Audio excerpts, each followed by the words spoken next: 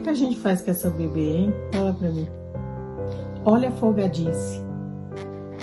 Ela tava aqui em cima de mim. Como o Juan ligou pra mim, ela ficou vendo, ouviu a voz, foi ali para aquele canto. Mas tava aqui, ó, deitada com a cabeça no meu colo.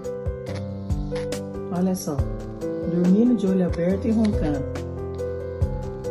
Veio chorando pra cá. Tava chorando, a porta tava aberta. Falei, Rani, eu tô aqui. Começou a chorar de novo. Falei, Rani, eu tô aqui. Aí ela veio, pulou na cama e deitou aqui. E tá aqui, ó. E essa é sua filhinha pequena. Filhinha que Deus deu pra gente, hein? Coisa mais linda. Olha a linguinha de fora.